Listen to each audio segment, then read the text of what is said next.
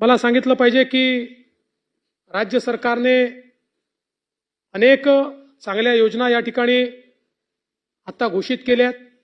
माझी बहीण लाडकी किंवा माझी लाडकी बहीण एक अत्यंत महत्वाकांक्षी योजना महाराष्ट्र सरकारने घोषित केली आहे. या योजनेच्या अंतर्गत आता काल त्यात काही बदल करण्यात आले आहे. 21 वर्षापासून 65 वर्षापर्यंत ज्या महिला आहेत या महिलांना 2.5 लाख रुपयाच्या आत ज्यांचं उत्पन्न आहे 1500 रुपये महिना देण्याचा निर्णय घेण्यात आला आहे.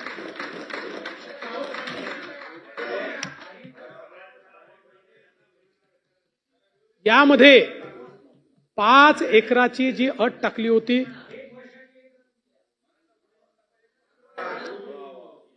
भाऊ 5 एकराची जी अट टाकली होती ती अटही काढून टाकण्यात आलेली आहे. आणि नाही आणि दुसरं हे देखील काल सांगण्यात आलेलं आहे, आपण जाहीर केलं आहे 15 दिवस नाही 60 दिवस अर्ज करण्याकरता दिलेले आहे. 60 दिवसामध्ये जे अर्ज करतील त्यांना 1 जुलैला त्यांनी अर्ज केला असं समजून 2 महिन्याचं पेमेंट मिळेल. ऑगस्ट नंतर जे अर्ज करतील त्यांना ते अर्ज करतील त्या दिनांकापासून या संदर्भातलं पेमेंट मिळेल. अशा प्रकारचा निर्णय हा करण्यात आलाय. यासोबत डोमिसाईलचा दाखला हा एक प्रश्न त्या ठिकाणी निर्माण झाला होता. योजना राज्यातल्यांना करताच आहे त्यामुळे काहीतरी आपल्याकडे पाहिजे आणि म्हणून त्याला पर्याय देण्यात आले आहेत की नवऱ्याचा जन्म जर राज्यातला असेल त्याचं जन्माचं सर्टिफिकेट चालेल. रेशन कार्ड 15 वर्षाचं असेल ते रेशन कार्ड चालेल. मतदार यादीतलं नाव असेल ते मतदार यादीतलं नाव चालेल. असे अनेक पर्याय दिलेले आहेत. त्यामुळे आता रांगांमध्ये उभं राहून बरं इन्कम सर्टिफिकेटचं देखील क्रायटेरिया आता काढून टाकला. जवळपास आपले केशरी कार्ड आणि पिवळे कार्ड याच्यामध्ये राज्याचे 7.5 कोटी लोक जवळपास कव्हर होतात.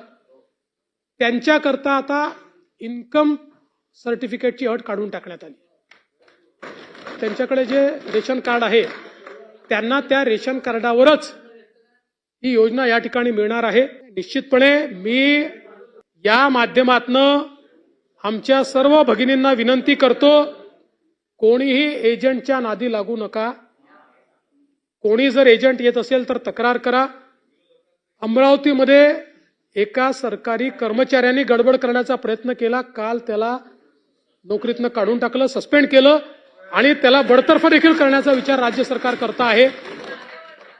यासोबत सेतू केंद्र वगैरे यांनी किंवा आपल्या अंगणवाडी सेविका असतील या सगळ्यांनी या योजनेमध्ये मदत करावी म्हणून प्रति व्यक्ती किंवा प्रति फॉर्म 50 रुपये राज्य सरकार त्यांना देणार आहे. आणि याच्या वरचे पैसे जो सेतू केंद्रवाला घेईल आणि तशा प्रकारचा पुरावा मिळेल त्यांचं सेतू केंद्र रद्द करण्यात येईल. हाही निर्णय घेण्यात आला. सगळे ऑर्डर काढलेले आहेत. त्यामुळे पारदर्शी पद्धतीनं हे करण्याचा आपला प्रयत्न आहे. अर्थात सुरुवातीच्या काळात काही अडचणी येतात कारण शेवटी आपण ऑनलाईन पद्धतीनं या सगळ्या गोष्टी ऑफलाईनही चाललाय पण ऑनलाईन जेवढं होईल तेवढं जास्त लवकर आपल्याला पैसे देता येतील. त्यामुळे जेवढं जास्तीत जास्त ऑनलाईन करता येईल तेवढा आपला प्रयत्न आहे.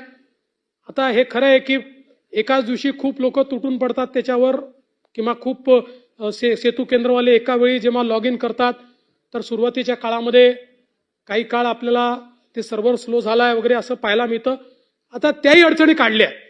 जिथे अडचणी दिसत आहेत त्या अडचणी दूर करण्याचा आपला प्रयत्न आहे. त्यामुळे निश्चितपणे ऑगस्ट महिन्यापासून माझी लाडकी बहीण मुख्यमंत्री माझी लाडकी बहीण योजना या योजनेचे पैसे हे लाभार्थ्यांचे. आणि एक मोठी मागणी येत होती की याचा मिसयूज होऊ नये म्हणून एका कुटुंबामध्ये 2 महिलांना देण्याचा निर्णय झालेला आहे. एक विवाहित असेल तर एक अविवाहितला देखील देण्याचा निर्णय त्या ठिकाणी झालेला आहे. त्याच्यामुळे याच्यात कुठली डिस्पॅरिटी किंवा आम्ही कुटुंब नियोजन करून चूक केली का असा जो सवाल येतो त्या सवालाचं देखील उत्तर हे या प्रश्नाच्या माध्यमातून आपण दिलेला आहे.